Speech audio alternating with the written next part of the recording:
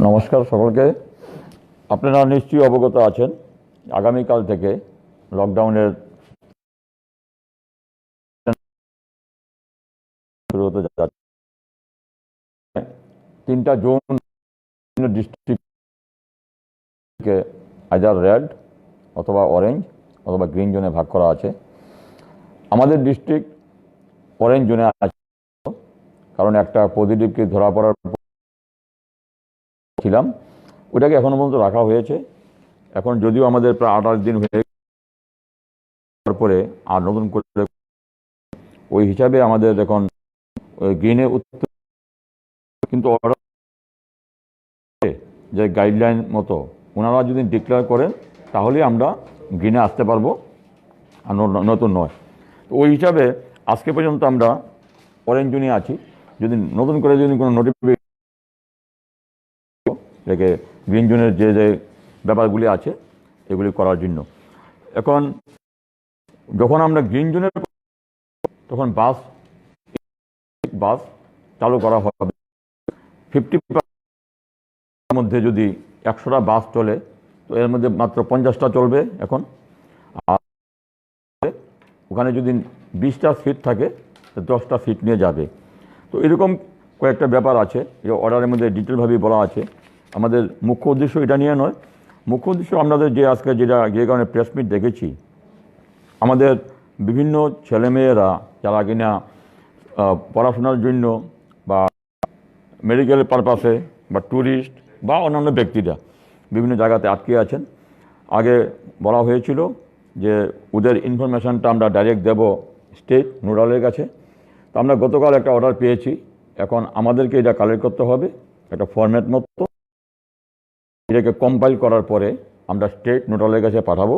তখন state nodal concern ডিস্ট্রিক্টের সঙ্গে আলাপ করে 2 ডিস্ট্রিক্টের মধ্যে একটা সেতু রচনা করবেন এবং কীভাবে ওদেরকে আনা যায় এই ব্যাপারটা নিয়ে চিন্তা করবেন। তো এর জন্যই আমরা আজকে আপনাদের মাধ্যমে যে একটা বিজ্ঞপ্তি আমাদের যেটা জারি করেছি, এখানে আমাদের কন্ট্রোল রুম চালু থাকবে সকাল 10টা থেকে 6টা পর্যন্ত। ওই কন্ট্রোল রুমের ল্যান্ডফোন নাম্বার যে ফরম্যাট যে আছে, ওই ফরম্যাট মতো ওনারা যদি হোয়াটসঅ্যাপ করে দেন, আমরা এটাকে কম্পাইল করে স্টেট নোডালের কাছে পাঠাবো। তাহলে পরবর্তী সময়ে ওদেরকে ত্রিপুরাতে আনার জন্য ব্যাপারটা দেখা হবে। আর তাছাড়াও যারা বাইরের মানুষ আমাদের ডিস্ট্রিক্টে আটকানো আছেন, তারা যদি বাইরে যেতে চান, তাহলেও ওনারা এখানে অ্যাপ্লিকেশন করবেন। করলে পরে আমরা ওগুলিকে কম্পাইল করে হয় ডিএম, যদি মেডিকেল ইমার্জেন্সি থাকে ডিএম অ্যালাউ করবেন, আর যদি অন্যান্য ইমার্জেন্সি থাকে এটা স্টেট থেকে আসলে পরে ডিএম এটা ইস্যু করবেন। তো এইটা হলো একটা ঘটনা। আরেকটা হলো এই যে 3rd ফেজ যে লকডাউন চলছে, ওই ব্যাপারে স্পষ্ট করে বলে দেওয়া হয়েছে আবার নতুন করে 144 ধারা জারি করার জন্য। এবং 144 ধারার মধ্যে যে ব্যাপারটা অন্যান্য 144 ধারা থেকে ব্যতিক্রমী, দিনের বেলা তো 5 বা 5-এর অধিক ব্যক্তির সমাহার নিষিদ্ধ থাকবেই। যে যে রেস্ট্রিকশানগুলি আছে সর্বত্র প্রচলিত এগুলি তো থাকবে। ইন এডিশান সন্ধ্যা 7টা থেকে সকাল 7টা পর্যন্ত কমপ্লিট কারফিউর মতো কেউ বেরোবেন না। যদি একান্ত দরকারে বা যেই যে ব্যাপারে ছাড় দেওয়া হয়েছে ওই ছাড়ের বাইরে কেউ বেরোতে পারবে না। কমপ্লিট কারফিউ 12 ঘন্টার জন্য প্রতিদিন চলবে 17 তারিখ পর্যন্ত। তো সেই হিসাবে কী কী ব্যাপারে ছাড় থাকবে? 1 নম্বর ছাড়, যেগুলি কিনে মেডিকেল পরিষেবা, পুলিশ পরিষেবা, ফায়ার ব্রিগেড, কন্ট্রোল রুম, অ্যাডমিনিস্ট্রেশনের কন্ট্রোল রুম বা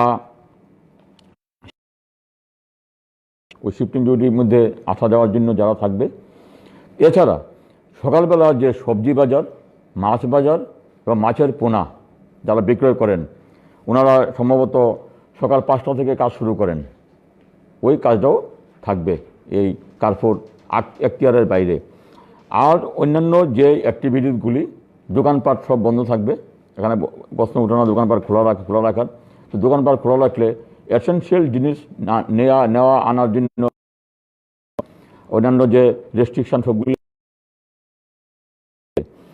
আর 144 ধারা চলাকালে আগের যে রেস্ট্রিকশানগুলি ছিল, যে কোনো মিটিং, যে কোনো জমায়েত বা ধর্মীয় স্থানের মধ্যে যে প্রবেশ, এ সমস্তগুলি বার্ড করা থাকবে।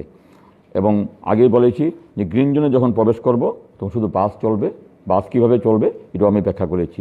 তো এই দুইটা ব্যাপারই মূলত আপনাদের দৃষ্টিগোচরে আনার জন্য এবং আপনাদের মাধ্যমে এর ব্যাপক প্রচার করার জন্য আজকের এই সংবাদ প্রেস মিটের আয়োজন করা হয়েছে।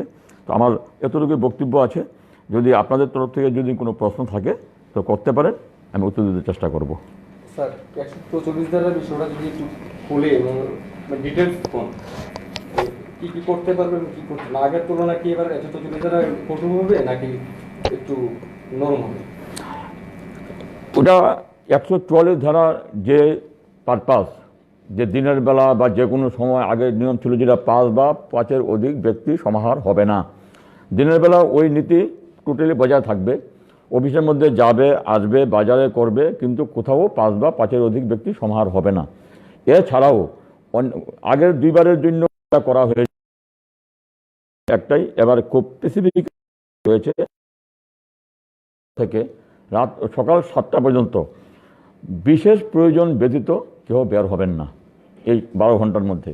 তো বিশেষ প্রয়োজন আমি বিস্তারিতভাবে ব্যাখ্যা করেছি যে মেডিকেল পারপাসে যদি কারোর হয়, হঠাৎ করে যদি কারোর অসুস্থ হয়ে যান হবে, ওর জন্য গাড়িও ব্যবস্থা করতে হবে, ওটা অ্যালাউড। ফায়ার ব্রিগেড তো এমনিতে অ্যালাউড, পুলিশ অ্যালাউড, সিভিল অ্যাডমিনিস্ট্রেশনের যে অফিসগুলি রাত্রে পর্যন্ত খোলা থাকবে এগুলি চলবে, বিভিন্ন কন্ট্রোল রুমগুলি চালু থাকে ওইগুলি চলবে।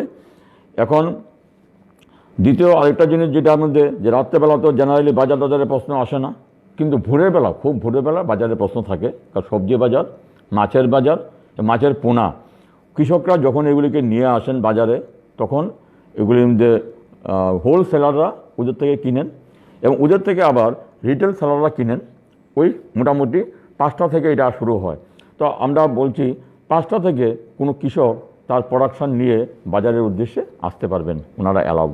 বাজারের মধ্যে যারা ক্রেতা বিক্রেতা থাকবেন হোলসেলার এবং রিটেল সেলার হিসাবে ওনারাও আসতে পারবেন। নিঃসন্দেহে ওনাদের পরিচয়পত্র নিজেরা বহন করতে হবে বা প্রমাণপত্র নিয়ে আসতে হবে। এই কাজগুলি ব্যতীত অন্যান্য কাজ নিষিদ্ধ। কেউ আননেসেসারি বাড়ির বাইরে বের হবে না এই সন্ধ্যা 6টা থেকে সকাল 7টা পর্যন্ত। বাজার যদি আসতে হয়, যারা বাজারে আসবেন 7টার পরেই ওনারা বাজারে আসবেন। বাজারের সময়টা কি আগের মতো থাকছে? বাজারের সময় তো কোনো প্রবলেম কিছু নেই, বাজার জেনারেলি স্টার্ট হয় 7টার পর থেকেই। মেইন বাজার যেটা আছে 7টার পর থেকেই শুরু হয়, তোকে সমস্যা কিছু নেই। আপনি সকাল 7টা থেকে শুরু করে একদম রাত্রে 7টা পর্যন্ত পাচ্ছেন। 12 ঘন্টা তো মোর দেন সাফিসিয়েন্ট। এখানে স্কুল, কলেজ, অফিস, আদালত, বাজার, হাট যত আছে সবগুলি সম্ভব শেষ হয়ে যাওয়া। তো আননেসেসারি কোনো রেস্ট্রিকশন কিছু দেওয়া হয়নি। রাত্রেবেলা কী দরকার আছে? রাত্রেবেলা তো রেস্ট্রিক্ট করা হয়েছে এবং এটা সারা গোমতী ডিস্ট্রিক্ট চালু হবে। এটা মেন আরও বড় উদ্দেশ্য হলো বর্ডার এরিয়াগুলির জন্য, কারণ বর্ডার এরিয়াগুলিতে জেনারেলি রাত্রেবেলায় অনুপ্রবেশ করার ব্যবস্থা থাকে। তো সবগুলি মিলিয়ে সারা ডিস্ট্রিক্টের মধ্যেই হতে পারে করবুক থেকে অনুপ্রবেশ করে, ওটা যদি গাড়িও চলছে সব কিছু চলছে, সে করবুকে না থেকে গোমতীতে মেন প্রপারে এসে আশ্রয় নিল। তো ওই ব্যাপারগুলিকে বন্ধ করার জন্যই এই ব্যাপারটাকে একটু কঠোরভাবে মানা হচ্ছে। তো নিঃসন্দেহে আপনি যেটা প্রশ্নটা করেছিলেন যে আরও একটু কঠিন হবে কিনা, নিঃসন্দেহে একটু কঠোর হয়েছে। কারণ সেকেন্ড পার্ট মানে রাত্রেবেলার পার্টটা মোটামুটি ধরা যেতে পারে ফুল ফেজের কারফিউ, এবং বলাও আছে কারফিউ। এটা শুধু 144 নয়, ওখানে কারফিউ বলা আছে এটাকে। তো কারফিউর মতোই এটা গুরুত্ব থাকছে এটার মধ্যে। যদি কেউ বের হয় তো পুলিশ অ্যাকশন হবে। যানবাহন চলার ক্ষেত্রে যে বিষয়টা যে গাড়িতে 2+1 আর বাইকে 2জন করে যে বাইক মানে সেটা কি গোমতী জেলাতে থাকবে, এটা ইমপ্লিমেন্ট হচ্ছে নাকি? হ্যাঁ, 4 হুইলারের জন্য 1+2, আগে যেটা ছিল 1+1, ইভেন অরেঞ্জ জোন চলাকালেও এটা 1+2 হবে। কিন্তু বাইকেরটা আমি পাইনি, আমি কোথায় পেয়েছিলাম জানি না। বাইকের মধ্যে আমাদের যতটুকু অর্ডার এসেছে সেই অর্ডারে বলা আছে pillion rider is prohibited. Pillion rider মানে চালক ব্যতীত অন্য কেউ বসা নিষিদ্ধ, এটাই আমার অর্ডারে বলা আছে। আমাকে অনেকে বলছে আমাকে যে 1+1, কিন্তু আমি এটা সাপোর্টে অনলি চালক থাকবে আর কেহ না বাইকের মধ্যে। পিলিয়ন রাইডার বন্ধ করা আছে। সকলে বলছে, আমাকে অর্ডার দেখাতে পারেন, আমি যে অর্ডার পেয়েছি এই পর্যন্ত ওই অর্ডার আমি পাইনি কোনো। এটা যদি অর্ডার থাকে কোথাও হতে পারে আমি এটাকে ওভারলোড করে গেছি, হয়তো যদি পাওয়া যায় আমি এখানে রিভার্স করে নেব। কিন্তু মেইন যে অর্ডার আমরা 1 তারিখ যে অর্ডার বেরিয়েছে ওই 1 তারিখে অর্ডারের মধ্যে ভেরি স্পেসিফিক্যালি বলা আছে অটো রিক্সা বন্ধ, 4 হুইলার যারা ব্যক্তিগত কাজ বা অন্যান্য কাজের মধ্যে যেতে পারে 1+2 নিয়ে। বাস যদি চলতে হয় ডিপো থেকে 50% বাস চলবে, একটা ডিপোতে মনে করুন রাজারবাগের মধ্যে আমার 100টা বাস চলে প্রতিদিন, তাহলে আজকে এখন এই পরিস্থিতিতে যদি গ্রিন যদি হয়, এটা হবে গ্রিন হলে পরে তাহলে 50টা বাস চলবে এখান থেকে। আর যে বাসগুলি চলবে এটা ক্যাপাসিটি যদি 50টা সিট থাকে তা 25টা সিট নিয়ে যাবে। তো এই ব্যাপারটা ক্লিয়ার আছে কিনা দেখুন একটু ভালো করে। ভাড়ার ব্যাপারে আমি কিছু জানি না, ভাড়া তো সেমই থাকবে, ভাড়ার ব্যাপারে তো কিছু বলা হয়নি। আমাদেরকে বলা হয়েছে যে কীভাবে এটা মেকানিজম হবে। এটা বিয়ের অনুষ্ঠানের মধ্যে আগেও যে রেস্ট্রিকশন ছিল ওই রেস্ট্রিকশন চালু আছে। আগের রেস্ট্রিকশন ছিল ম্যাক্সিমাম 20 জন পর্যন্ত অ্যালাউ করা যেতে পারতো, এখন ম্যাক্সিমাম 50 জন পর্যন্ত অ্যালাউ করা হবে 4 তারিখের পর থেকে। আজকে যদি বিয়ে হয় ওই 20-এর মধ্যে থাকতে হবে, আর যদি কালকের দিকে যদি হয় তাহলে এটা 50 পর্যন্ত যেতে পারে। কিন্তু এটা ম্যাক্সিমাম বোথ পার্টি মিলিয়ে ইনভেরিয়েবলি বোথ পার্টি মিলিয়ে, এবং এটা ঢালাও কোনো নিয়ম নয়, এটা ডিএমের প্রেরোগেটিভ। ডিএম যদি দেখে বাড়িতে গিয়ে যে বাড়িতে যে জায়গা আছে এখানে 10 জনই দাঁড়ানো কঠিন হবে উঠানের মধ্যে, তাহলে ওখানে 10 জনই দেওয়া হবে। অরেঞ্জ জোন থেকে যদি গ্রিন জোনে বিয়ে করে সেক্ষেত্রে কি মানে কালকে যে তারিখ মানে কালকের তারিখে তো 50 জন আছে, এই ক্ষেত্রে কতজন এলাও হবে? ওটা তো আমি বলছি, আমি 50 জন ম্যাক্সিমাম। এটা নির্ভর করবে আপনার যেই বাড়িতে বিয়েটা হবে ওই বিয়ে বাড়িতে কতজনকে আপনার সোশ্যাল ডিস্টেন্স মেনটেন করে, এবং social distance now not 1 metre, now it is 2 গজ, অ্যারাউন্ড 1.8 মিটার। তো ওই হিসাবে হিসাব করে আমরা হতে পারে 5 জনকে দেবো, হতে পারে 2 জনকে দেবো মাত্র, অন্য জামাই বুড়ি থাকবে আর প্রিস্ট থাকবে যদি ছোটো জায়গা দিন হয়ে দিন থাকে। সুতরাং ঢালাও কোনো পারমিশন নয়, এটা দরকার। আমরা এখন মতো দেখিনি কোথাও গিয়ে, এখন থেকে আমরা দেখবো যে কোথাও বিয়ে হবে, ওই বিয়ের পরিস্থিতি দেখে তারপর আমরা ঠিক করবো আমরা যে কতজনকে দেওয়া যেতে পারে। মাইক তো প্রশ্নই ওঠে না, যেখানে কোনো নিমন্ত্রিত করার অধিকার নেই কারোর, ইভেন ঢোল বাজানোর অধিকার নেই, শুধু খালি প্রিস্ট থাকবে। প্রিস্ট, পাত্রপাত্রী, হতে পারে পাত্র পক্ষ পাত্রীপক্ষ, 5 জন হলে বিয়ে হয়ে যায়। এখন যে পরিস্থিতি এখন 5 জন হলে বিয়ে হয়ে যায়, তো 5 জনের বাইরে যদি জায়গা যদি বেঁচে থাকে আরও কয়েকজন যদি বসতে পারে বসবে, কিন্তু খাওয়া দাওয়া নিমন্ত্রণ এগুলি বন্ধ, টোটালি বন্ধ। স্যার আমরা দেখছি বাইরের রাজ্য থেকে স্টুডেন্টসরা এখন স্টেটে ঢুকছে, তো গোমতী জেলায় এমন কোনো ইনফরমেশন আছে যে কত সংখ্যক স্টুডেন্ট আসছে বা এই জন্য কি মানে কী করা হবে তাদেরকে? আমাদের কাছে ডিটেল ইনফরমেশান তো এটা এন্ডলেস প্রসিডিউর। আমাদের কাছে যারা যারা ইনফরমেশান দিয়েছে আমাদের ওই ডাটাবেস আমরা তৈরি করেছি, আর যারা এখনও দেয়নি তাদের জন্য আমরা খোঁজ করছি আমরা। ওই হিসাবে কমপ্লিট ডাটাবেস আমাদের কাছে নেই, তাও একটা ভালো সংখ্যা আমাদের কাছে একটা নাম্বার আছে আমাদের কাছে একটা। মেনলি পুরা থেকে যারা আসছে তাদের মোটামুটি সারা স্টেটেরই একটা পরিসংখ্যান আছে, এখানেও আছে, আমাদের কাছেও আছে। এখন তো স্কুল বন্ধ, সেই ক্ষেত্রে অনলাইন ক্লাস চলছে। এবার কিছু কিছু এলাকায়, গ্রামীণ এলাকায় হোক বা শহর এলাকায় টিউশনের একটা প্রবণতা আছে। ওই ক্ষেত্রে টিউশন যারা করে তারা কি সন্ধ্যার পরে টিউশন করতে পারবো না?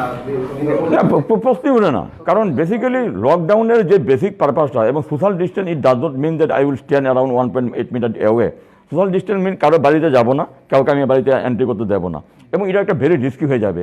কারণ এখানে যেই টিচার টিউশন করবেন উনি হয়তো মাল্টিপল বাড়িতে যাবেন, মাল্টিপল বাড়িতে গেলে ওনার সবচেয়ে বেশি ইনফেকশনের চান্স থাকে। তাহলে যে ছেলেমেয়ের বাড়িতে যাচ্ছেন ওদেরও একটা ইনফেকশনের চান্স থাকে।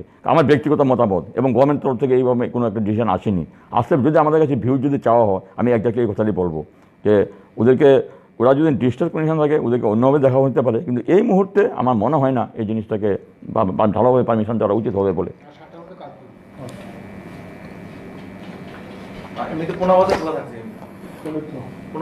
পোনা বাজার, সবজি বাজার, মাছ বাজার, যেগুলি কিনা মানুষ সকালবেলার মধ্যে পাইকারি এবং পাইকারি ক্রেতা এবং রিটেল বিক্রেতা তারা আগেই ঠিক করে নেন, নতুবা মাছ পাবেন কীভাবে, আপনি মাছের পোনা বিক্রি করবে কীভাবে, সবজি কীভাবে পাবেন। তো এর জন্য আমরা এগুলি ছাড় দিয়েছি আমরা এগুলিকে, এবং এগুলির সঙ্গে গাড়িও অ্যালাউড, কারোর সময় গাড়ি ওরা অ্যালাউ করতে পারে, নিতে পারে, গাড়ি নিয়ে আসতে পারে।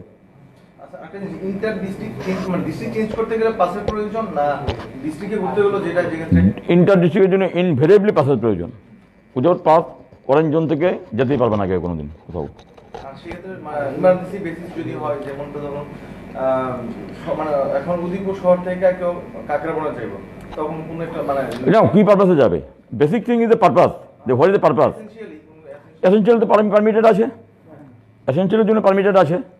এসেনশিয়াল গুড যাবে, কাজের জন্য যাবে, ওটা পারমিটেবল। আমরা একটা জিনিস লক্ষ্য করছি, সাম্প্রতিক স্যার পাস দেখা গেছে যে কোনো এলাকার প্রধান তারাও ইস্যু করতেছে। কোশ্চেন ডাজ নট রাইজ, ওইরকম কোনো পাস দিলে আপনার ইনভ্যালিড পাস, ওইরকম কেউ দিতে পারবে না, কারণ এখানে ক্লিয়ার ইনস্ট্রাকশন দেওয়া আছে আইদার ডিএম ওর এসডিএম। নিশ্চয়ই হবে, এটা ভায়োলেট করলে পরে তো এটার মধ্যে ওই যে এমএচের অর্ডারকে ভায়োলেট করা হচ্ছে, ওই অর্ডার ভায়োলেট করলে পড়লে হবে। আমাদের কাছে খবর এসডিএম আপনার আক্রমণ কি হয়েছে অভিযোগ করছে, সেই অভিযোগ পর্যন্ত নথিভুক্ত করছে না পুলিশ। এই ব্যাপারে আপনি I will enquiry into the matter. আর এই জিএম স্যারের উদ্দেশ্য একটা কয়েকদিন আমরা দেখছি একটা মাইগ্রেন্ট লেবার না এসডিএম সাহেব যখন ডিএম থাকবে এখানে কিছু বলতে পারবেন না।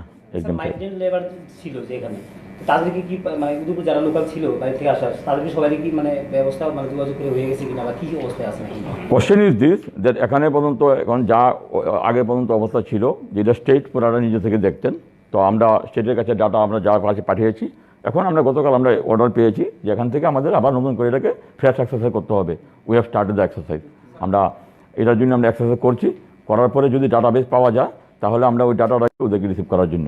স্যার আজকে একটা সমস্যা হয়েছে, যেমন উদয়পুরে 2-3টা দোকানের মধ্যে মাল বিক্রি করছে, দেখা গেছে সে শান্তিবাজার যাবো মালটা নিয়ে, তো হঠাৎ করে পারমিশন লাগে দোকানের মাল, যত দোকান খুলছে গভর্নমেন্ট পারমিশন দিয়েছে, শান্তিবাজারে অলরেডি আটকে দিচ্ছে।